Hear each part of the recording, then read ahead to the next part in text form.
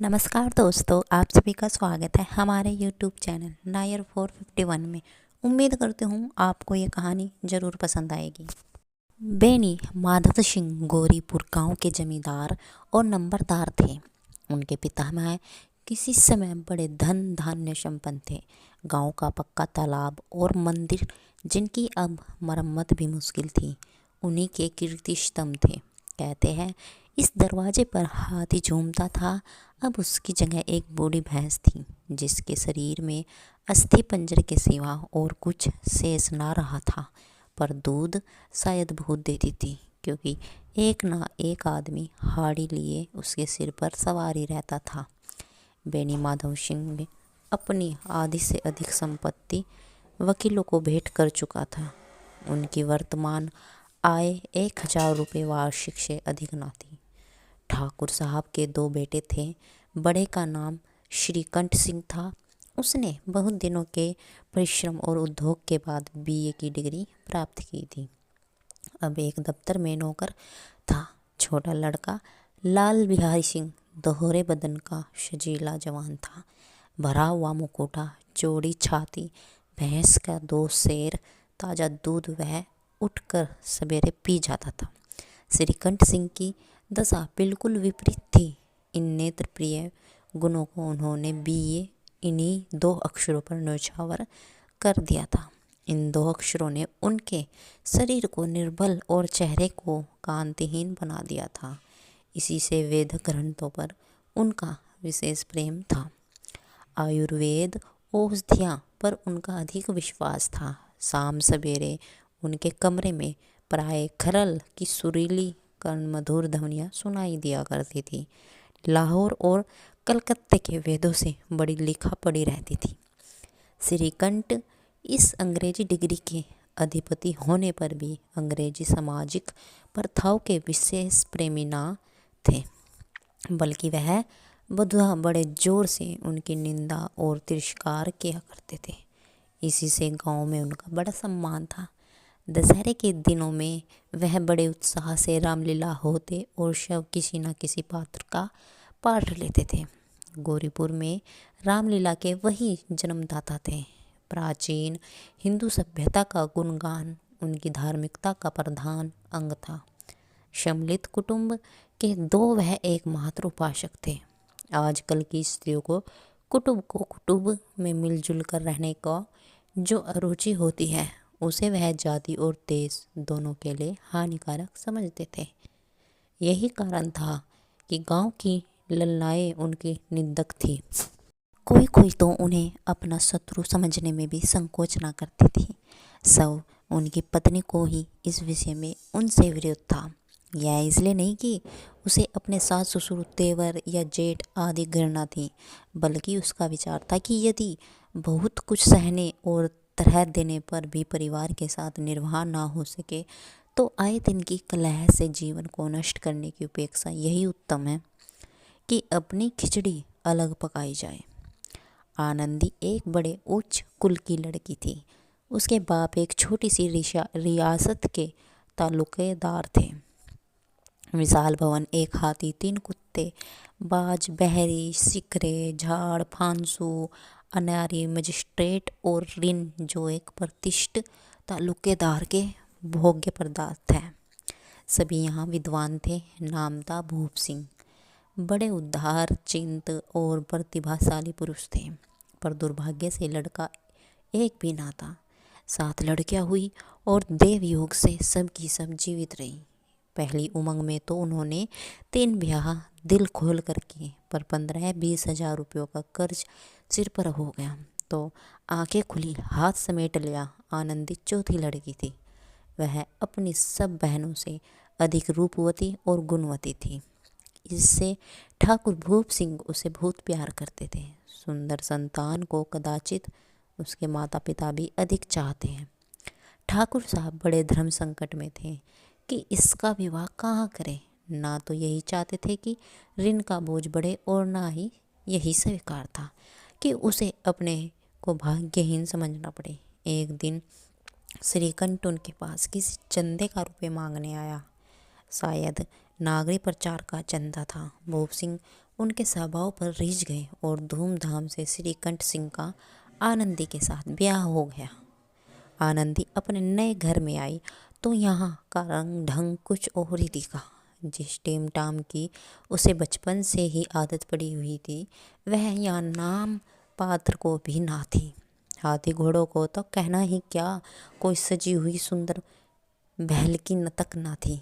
रेशमी स्लीपर साथ लाई थी, पर यहाँ बाग कहाँ, मकान में खिड़कियाँ तक ना थी, ना जमीन पर फर्श, ना दीवार पर तस्वीरें।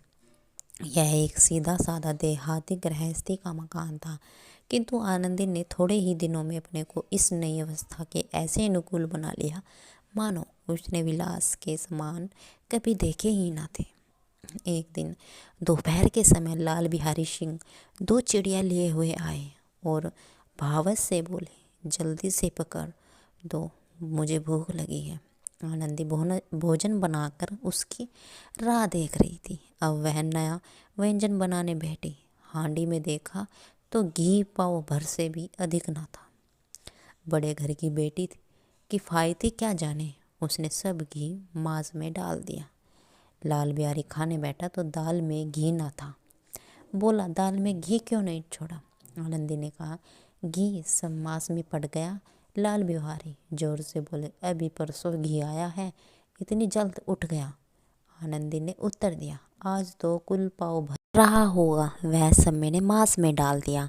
जिस तरह सूखी लकड़ी जल्दी से जल उठती है, उसी तरह सुधा से बावला मनुष्य जरा जरा सी बात पर तिनक जाता था। लाल बिहारी को भावज की यह ठिठाई बहुत बुरी मालूम हुई। तिनक कर बोला, मेके में तो चाहे घी की नदी बहती हो, स्त्री गालियाँ सह लेती है, मार भी सह लेती है, पर मैके की निंदा उनसे नहीं सही जाती। आनंदी मुंह फेर कर बोली, हाथी मारा भी तो 9 लाख का, वहाँ इतना घी नित्य नाई कहार खा जाते हैं। लाल बिहारी जल गया, थाली उठाकर पलट दी और बोला, जी चाहता है जीभ पकड़कर खींच लूं। आनंदी को भी क्रोध आ गया, मुंह लाल हो गया। बोली, वह होते तो आज इसका मजा चखाते। अब अपड़ उझड़ ठाकुर से ना रहा गया।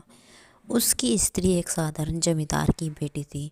जब जी चाहता उस पर हाथ साफ कर लिया करती थी।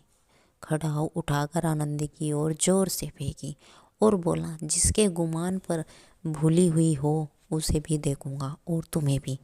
आनंदी ने हाथ से खड़ाऊ रोकी, सिर बच गया पर उंगली में बड़ी चोट खाई। क्रोध के मारे हवा से हिलते पत्ते की भांति कांपती हुई अपने कमरे में आकर खड़ी हो गई। स्त्री का बल और साहस, मान और मर्यादा पति तक है। उसे अपने पति के ही बल और पुरुषत्व का घमंड होता है। आनंदी खून का घूंट पीकर रह गई। श्रीकंठ सिंह शनिवार को घर आया करते थे। बृहस्पतिवार को यह घटना हुई थी। 2 दिन तक आनंदी कोप भवन में रही, ना कुछ खाया ना कुछ पिया, उनकी बाट देखती रही। अंत में शनिवार को वह नियमानुकूल संध्या समय घर आए और बाहर बैठे कर कुछ इधर उधर की बातें की। कुछ देश काल संबंधी समाचार तथा कुछ नए मुकदमों आदि की चर्चा करने लगे। यह वार्तालाप 10 बजे तक होता रहा। गांव के भृत पुरुषों को इन बातों में ऐसा आनंद मिलता था कि खाने पीने की भी सुध ना रहती थी। श्रीकंठ को पिंड छुटाना मुश्किल हो जाता था। ये 2-3 घंटे आनंदी ने बड़े कष्ट से काटे। किसी तरह भोजन का समय आया। पंचायत उठी, एकांत हुआ तो लाल बिहारी ने कहा, भैया आप जरा भाभी को समझा दीजिए कि मुंह संभाल कर बातचीत किया करें, नहीं तो एक दिन अनर्थ हो जाएगा। बेनी माधव सिंह ने बेटे की ओर साक्षी दी, हाँ बहू, बेटियों का यह स्वभाव अच्छा नहीं कि मर्दों के मुंह लगे। लाल बिहारी, वह बड़े घर की बेटी है तो हम भी कोई कुर्मी कहार नहीं है। श्रीकंठ ने चिंतित स्वर से पूछा, आखिर बात क्या हुई है? लाल बिहारी ने कहा, कुछ भी नहीं, यूं ही आप उलझ पड़ी। मैके के सामने हम लोगों को कुछ समझती ही नहीं। श्रीकंठ खा पी कर आनंदी के पास गए। वह भरी बैठी थी। यह हजरत भी कुछ तीखे थे। आनंदी ने पूछा। चिंत तो प्रसन्न है, श्रीकंठ बोले। बहुत प्रसन्न है, पर तुमने आजकल घर में क्या उपद्रव मचा रखा है। आनंदी की त्योरी पर बल पड़ गए। झुंझलाहट के मारे बदन में ज्वाला सी दहक उठी। बोली, जिसने तुमसे यह आग लगाई है उसे पाओ, मुंह झुंझुला दूंगी। श्रीकंठ, इतनी गर्म क्यों होती हो, बात तो कहो। आनंदी, क्या कहूँ, यह मेरे भाग्य का फेर है, नहीं तो गंवार छोकरा जिसको चार चपड़ासगिरी करने का भी सुहूर नहीं, मुझे खड़ाऊ से मारकर यो ना अकड़ता। श्रीकंठ, सब हाल साफ साफ कहा तो मालूम हो, मुझे तो कुछ पता ही नहीं। आनंदी, परसों तुम्हारे लाडले भाई ने मुझसे मांस पकाने को कहा। घी हांडी में पाव भर से भी अधिक ना था, वह सब मैंने मांस में डाल दिया। जब खाने बैठा तो कहने लगा, दाल में घी क्यों नहीं है। बस इसी पर मेरे मैके को बुरा भला कहने लगा। मुझसे ना रहा गया। मैंने कहा कि वहाँ इतना घी तो नाई कहार खा जाते हैं और किसी को जान भी नहीं पड़ता। बस इतनी सी बात पर यह अन्याय ने मुझे पर खड़ाऊ फेंक मारी। यदि हाथ से ना रोक लूँ तो सिर फट जाए। उसी से पूछो, मैंने जो कुछ कहा है वह सच है या झूठ। श्रीकंठ की आंखें लाल हो गई। बोला, यहाँ तक तो गया। इस छोकरे का यह साहस। आनंदी स्त्रियों के शोभानुसार रोने लगी, क्योंकि आंसू उनकी पलकों पर रहते थे।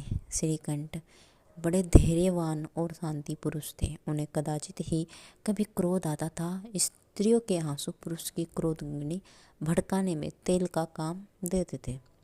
रात भर करवटें बदलते रहे।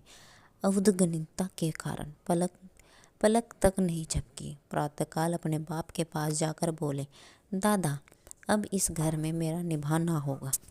इस तरह की विद्रोहपूर्ण बातें कहने पर श्रीकंठ ने कितनी ही बार अपने कई मित्रों को आड़े हाथों लिया था, परंतु दुर्भाग्य आज उन्हें सब में ही बातें अपने मुंह से कहनी पड़ी। दूसरों को उपदेश देना भी कितना सहज है। बेनी माधव सिंह घबरा उठे और बोले, क्यों। श्रीकंठ, इसलिए कि मुझे भी अपनी मान प्रतिष्ठा का कुछ विचार है। आपके घर में अब अन्याय और हठ का प्रकोप हो रहा है।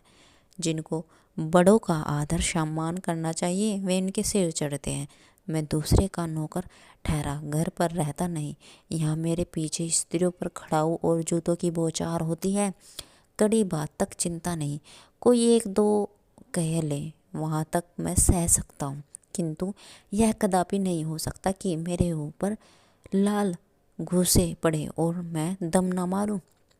बेनी माधव सिंह कुछ जवाब ना दे सके। श्रीकंठ सदैव उनका आदर करते थे। उनसे ऐसे तेवस देखकर बूढ़ा ठाकुर आवक रह गया। केवल इतना ही बोला, बेटा, तुम बुद्धिमान होकर भी ऐसी बातें करते हो।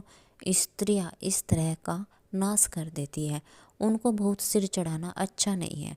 श्रीकंठ, इतना मैं जानता हूँ, आपके आशीर्वाद से ऐसा मूर्ख नहीं हूँ।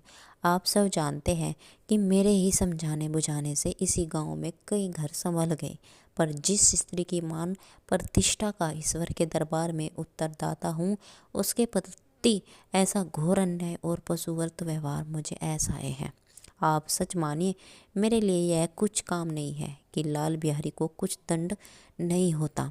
अब बेनी माधव सिंह भी गरमराए, ऐसी बातें और ना सुन सके। बोले, लाल बिहारी तुम्हारा भाई है, उससे जब कभी भूल चूक हो तो उसके कान पकड़ो। लेकिन श्रीकंठ, लाल बिहारी को मैं अब अपना भाई नहीं समझता। बेनी माधव सिंह स्त्री के पीछे श्रीकंठ, जी नहीं, उसकी क्रूरता और अविवेक के कारण। दोनों कुछ देर चुप रहे। ठाकुर साहब लड़के का क्रोध शांत करना चाहते थे, लेकिन यह नहीं स्वीकार करना चाहते थे कि लाल बिहारी ने कोई अनुचित काम किया है। इसी बीच में गांव के और कई सज्जन हुक्के चिलम के बहाने वहां आ बैठे। कई स्त्रियों ने जब यह सुना कि श्रीकंठ की पत्नी के पीछे पिता से लड़ने की तैयार हुए हैं, तो उन्हें बड़ा हर्ष हुआ। दोनों पक्षों की मधुर वाणियां सुनने के लिए उनकी आत्माएं तिल मिलाने लगीं। गांव में कुछ ऐसे कुटिल मनुष्य भी थे जो इस कुल की नीतिपूर्ण गति पर मन ही मन जलते थे। में कहा करते थे, श्रीकंठ अपने बाप से दबता है, इसलिए वह दब्बू है। उसने विद्या पढ़ी, इसलिए वह किताबों का कीड़ा है। बेनी माधव सिंह उसकी सलाह के बिना कोई काम नहीं करते। यह उनकी मूर्खता है। इन महानुभावों की शुभकामनाएं आज पूरी होती हैं। दिखाई दी। कोई हुक्का पीने के बहाने और कोई लगान की रसीद दिखाने आकर बैठ गया। बेनी माधव सिंह पुराने आदमी थे। इन भावों को ताड़ गए। उन्होंने निश्चय किया, चाहे कुछ ही क्यों ना हो, इस द्रोहियों को ताली बजाने का अवसर ना दूंगा। तुरंत कोमल शब्दों में बोला, बेटा मैं तुमसे बाहर नहीं हूँ, तुम्हारा जी चाहे करो। अब तो लड़के से अपराध हो गया। इलाहाबाद का अनुभव रहित सुलझाया झल्लाया और ग्रेजुएट इस बात को ना समझ सका। उसे डेबिटिंग क्लब में अपनी बात पर अड़ने की आदत थी। इन हथकंडों की उसे क्या खबर। बाप ने जिस मतलब से बात पलटी थी वह उसकी समझ में आया। बोला, लाल बिहारी के साथ अब इस घर में नहीं रह सकता। बेनी माधव बेटा, बुद्धिमान लोगों मुर्गी की बात पर ध्यान नहीं देते। वह बेसमझ लड़का है। उससे जो कुछ भूल हुई है उसे तुम बड़े होकर क्षमा करो। श्रीकंठ, उसकी इस दुष्टता को मैं कदापि नहीं सह सकता।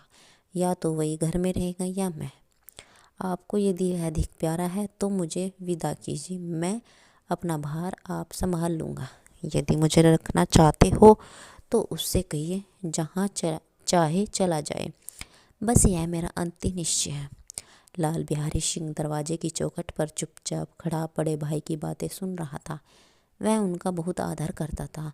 उसे कभी इतना साहस नहीं हुआ कि श्रीकंठ के सामने चारपाई पर बैठ जाए, हुक्का पी ले या खान ले।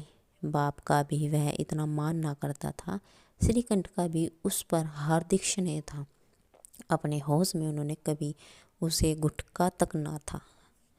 जब वह इलाहाबाद से आता तो उसके लिए कोई ना कोई वस्तु अवश्य लाता। मुकद्दर की जोड़ी उन्होंने ही बनवा दी। पिछले साल जब उसने अपने से टोयटे जवान को नागपंचमी के दिन दंगल में पछाड़ा तो उन्होंने पुलकित होकर अखाड़े में ही जाकर उसे गले लगा लिया था। 5 रुपये के पैसे लुटाए थे। ऐसे भाई के मुंह से आज ऐसी हृदय विदारकता बात सुनकर लाल बिहारी को बड़ी ग्लानि हुई।